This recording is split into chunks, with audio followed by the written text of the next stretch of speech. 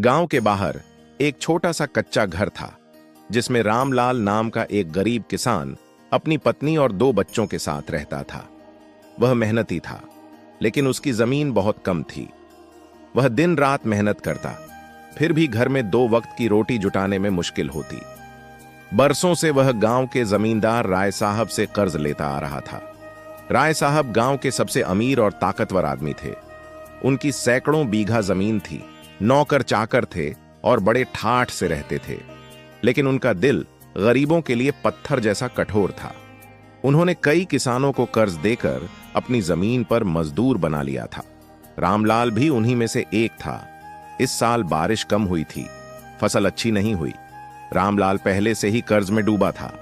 उसने अपनी पत्नी से कहा, इस बार अगर फसल नहीं बिकी तो हम जमींदार के गुलाम बन जाएंगे। पत्नी ने हिम्मत बंधाई, भगवान पर भरोसा रखो, कोई ना कोई रास्ता जरूर निकलेगा। रामलाल अपनी फसल लेकर मंडी पहुंचा, लेकिन वहां दाम बहुत कम मिल रहे थे।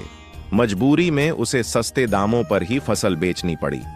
जब वह राय साहब के पास कर्ज चुकाने पहुंचा तो उन्होंने कागज देखकर कहा, रामलाल, तुमने ब्याज नहीं चुकाया, तुम्हारा कर्ज और बढ़ गया है। अब तुम्हें मेरी जमीन पर काम करना पड़ेगा।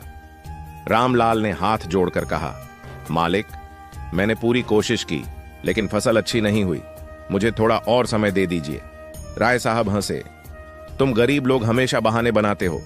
अगर समय चाहिए तो अपनी जमीन मेरे नाम लिख दो। रामलाल का दिल बैठ गया।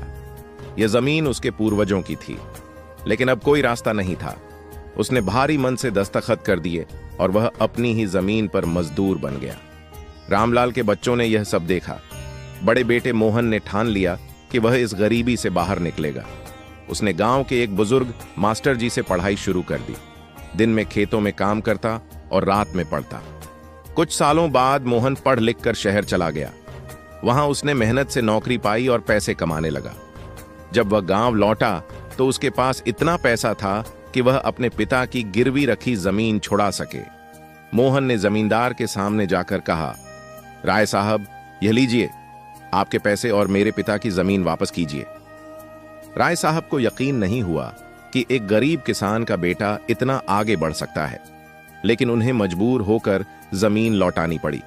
गांव वालों ने देखा कि पढ़ाई और मेहनत से हालात बदल सकते हैं।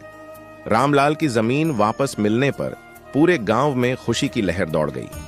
मोहन ने गांव के दूसरे बच्चों को पढ़ाने का फैसला किया ताकि कोई और गरीब किसान राय साहब की तरह जमींदारों के जाल में न फंसे।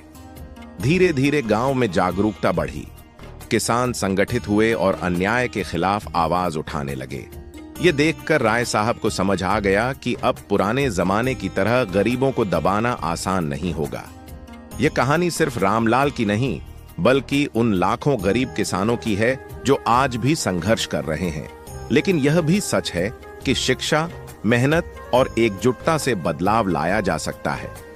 मोहन की तरह अगर हर कोई अपने हालात सुधारने की ठान ले तो गरीबी और अन्याय से छुटकारा पाया जा सकता है।